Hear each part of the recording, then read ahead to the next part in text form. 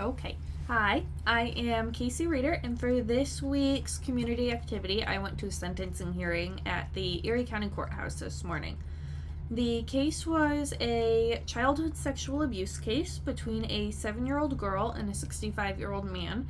And from what I was able to understand, the abuse lasted for about 3 years.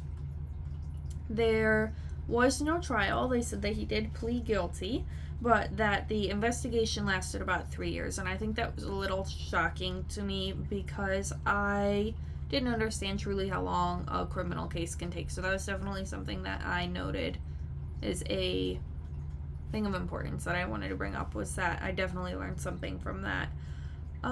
So how the sentencing hearing really went is when we got there, they had already started, so I missed a little bit of the beginning.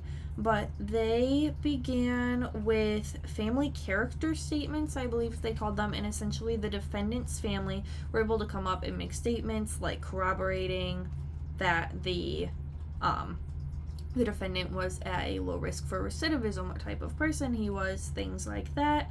And what honestly shocked me most about that process was not that the families were able to speak, but how the judge interacted with the family speaking. He essentially told them, point blank, he kind of told them that they were horrible people for defending a pedophile who had admitted, he said that in a controlled phone call, he had admitted to the abuse. And so he essentially shamed them for supporting somebody who had done what he did. And I think it was definitely very shocking to me the way that the judge didn't necessarily have to remain objective. I guess I had some sort of notion in my mind that the judge's job was mainly to just hear what he was being told and make a final decision at that. And he's a very opinionated man, so I guess that was something that I didn't expect for sure.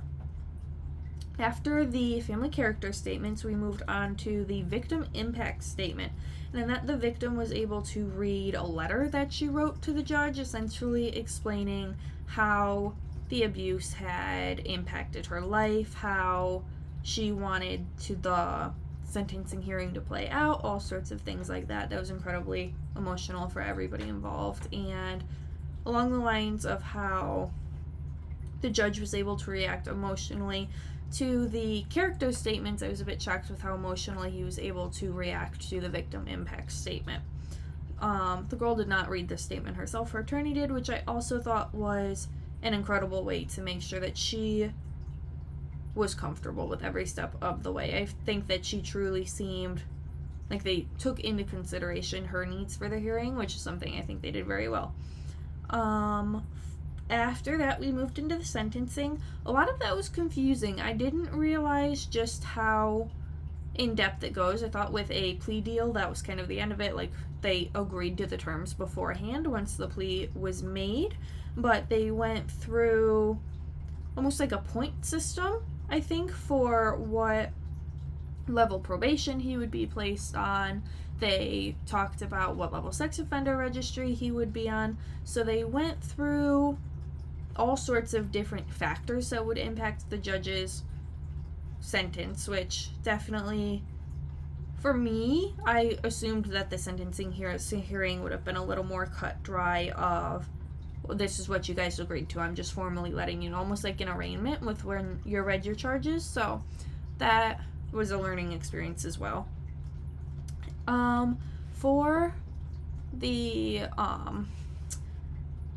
length of the trial, we were more in the back, so it was kind of hard. But afterwards, I was able to meet with, I believe she was an ADA. She was an incredibly wonderful woman. I talked to her a lot, and I was able to ask some questions about the legal system and the defense system, and she explained a lot of the sentencing guidelines, like I mentioned, that that point system that they were talking about. She was able to go through with me the terms of a traditional probation. She printed out a sheet for me that says like the sex offender registry, all of those things that come with it, how the terms can be negotiated. So that was incredible to have that conversation with her about the way different criminal trials can work out in the end, even though it's the same charges, similar situations. It's just dependent on the judge and the defendant in the hearing and the steps of everything. So that was definitely enlightening. I would say overall my takeaway from the experience is that basically criminal law is nothing like the movies told me that it would be like for the hearing. And I'd say a lot of that lies in that the judge was able to be more emotionally involved in his case. I guess I kind of had a sort of preconception that from the judge and the attorneys there had to be some aspect of removing yourself from the case and understanding that they were all in the legal side of things, not the personal, but it really seemed that they managed to take into consideration, like we kind of mentioned slightly in class, the societal expectation of how the criminal law upholds the public good and what the community thinks that should not be happening in this society. That's why we have laws. But I guess they just didn't expect that level of emotion to be so prevalent in a courtroom. So this experience was definitely eye-opening, and I will probably go and see some different cases because it was very interesting. It definitely opened my eyes to the criminal law. Bye.